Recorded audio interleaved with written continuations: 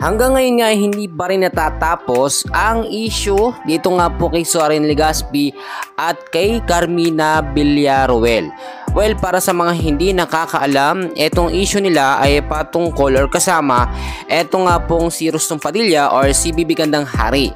Nagkaroon kasi ng ugnayan talaga at alam naman natin kinasal talaga si Carmina at si Rustom. At ayon sa update, mga lumalabas na balita ay meron talaga silang anak, which is yun daw po ay inilihim itong si Carmina dito nga po kay Soren Legaspi. So ngayon, ilang years na po ang lumipas, naging totoong bakla na talaga, no? Or nagpalit na, nagpass exchange na. Ito nga pong si Rustom Padilla at Bibi Gandang Hari na siya ngayon. Naglabasan naman ng balita na malaki na, no, ang kanilang anak. At hindi po yung sinabi ni Carmina dito nga po kay Soren Legaspi. Sa kabilang update, ito nga po yung naghudyat sa kanilang hindi pagkakaintindihan, no?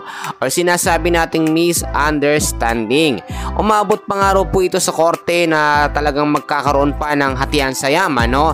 At hindi nga daw po mabibigyan ng parte etong si Soren ng yaman niya, eto nga pong si Carmina Villaruel. Pero ang mga anak, no, si Cassie at Mabi, talagang may karapatan yan sa yaman nga po ni Soren. At alam naman natin, hindi naman talaga hinahabol ni Carmina kung anong pera o ay yaman meron itong si Soren Legaspi.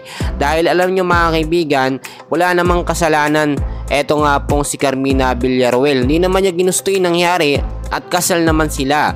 Well, nagkaroon man o meron man silang anak talaga, no? Okay lang yun dahil kinasal sila mga kaibigan ko. Dapat po dito ay tanggapin na lamang ni Soren na talagang hindi lang naisabi o hindi lang siguro nasabi ni Carmina Villaruel na talagang meron silang anak nito nga pong si Rustom. Kasi napakahirap nga naman sabihin, no? Dahil ang iniisip nga ng iba, bakla itong si Rustom, malabo silang magkaanak. Bago naman ho kasi magladlad, no, itong si Rustom Padilla, may nangyari naman talaga sa kanila ni Carmina Villaruel. Dahil siyempre, naging mag-asawa sila at kinasal, no? Alam nyo mga kaibigan, kung hindi talaga naging bakla itong si Rustom, for sure, sila ang maraming anak ngayon ni Carmina. Pero siyempre, tapos na yon. Eto naman si Soren Legaspi. Alam nyo mga kaibigan, konting pag-uusap lang yan, no? Family issue lang yan at madaling ayusin. Malalaki na ang kanilang mga anak at hindi pa nga po ito nasusundan dahil siyempre hindi pa nga sila ganun ka-okay. Ang daming mga update na naglalabasan mga kaibigan kung ano-ano, pero siyempre hindi pa naman nagbibigay ng official statement. Ito nga pong si Soren at si Carmina Villaruel. Para sa akin, maliit na problema, wag nang palakihin. Dapat ayusin mga kaibigan, lalo't naglalakihan, no? Malalaki na talaga ang kanilang mga anak.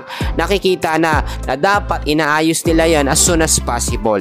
Yan muna ang update natin. Mamaya meron pa. Please huwag nyo kakalimutan mag-like and subscribe. Maraming salamat po.